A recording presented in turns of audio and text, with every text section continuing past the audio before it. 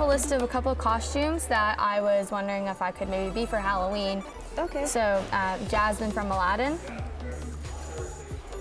Maybe. Maybe. That one depends. Okay. Pocahontas. Absolutely not, no. No? You can't do that. What about Drake? That depends, like on blackface or not. Okay.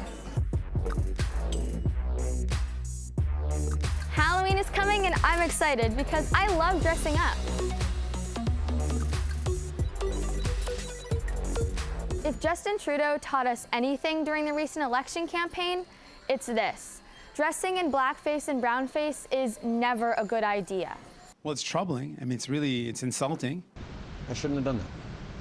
I should have known better, but I didn't. And I'm really sorry. So when does a Halloween costume cross the line? I asked Elle Jones to meet me in a costume store to take a look. So let's start with face paint. Why is painting your skin a different color a bad idea? For a long time, there were these shows that were called minstrel shows. And what that means is that white people used to put on black makeup and then like big red lips, and they'd have like white around their face and stuff. So it was a really ugly portrayal of black people. And then they would get on stage and sing songs and do plays about like how lazy black people were, how black people were greedy. So really bad stereotypes. So a stereotype is when you take a person and you just reduce them to one thing about themselves. That's what blackface is from.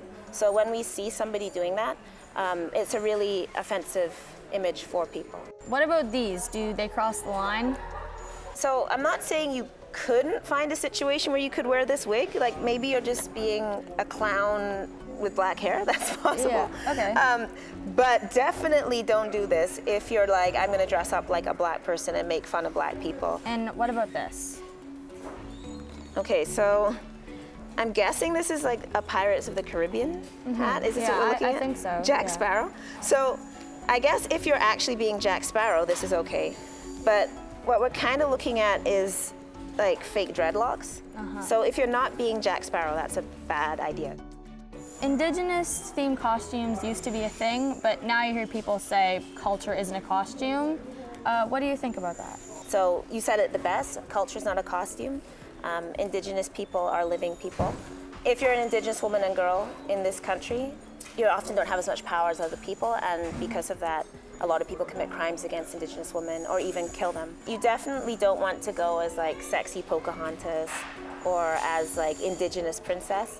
That actually hurts Indigenous women because it sends a message that they're just there to be somebody's toy. So everything that we're talking about right now, why is it so important to know all this? So I don't know if you've ever been, maybe you've been at a party or you've been sitting in class or you're at a sleepover or something, and then everybody starts making a joke behind your back. Has this ever happened to you where everybody's having fun, but they're having fun because they're making fun of you? That's kind of what we're talking about, that Halloween is supposed to be fun, and it's supposed to be a time where we can play and we can dress up and we can be anything we want. But if we're wearing something that somebody else feels like they're being made fun of, or makes somebody else feel like they're not a real person, or makes fun of something that that person has to deal with every day, then they're being left out of the fun. And it's a party that's happening, but they don't get to be part of that. Elle taught me some good tips in there. What do these customers think about her costume do's and don'ts? I find I'm on the liberal side of things, so I don't particularly find any of the costumes, unless it's terribly wrong, I don't find them offensive at all. People have the right to express themselves, and I don't take offense to cultural appropriation. If that's, that's a hot button issue, I know, but I don't think that's a big deal. This day and age, a lot of people are offended easily, so I think anything that has to do with something that happened in the past, not very good, is probably not a great thing to wear. We tend to be quite sensitive to not doing things that would be offensive to different groups. We feel pretty strongly to be inclusive and respect diversity. I think I have a pretty good idea of what to avoid so I don't offend anyone with my Halloween costume this year.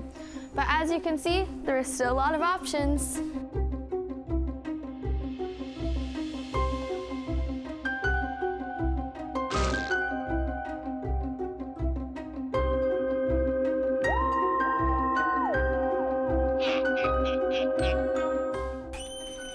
The question is, which one do I choose? For CBCKidsNews.ca, I'm Isabelle MacNeil.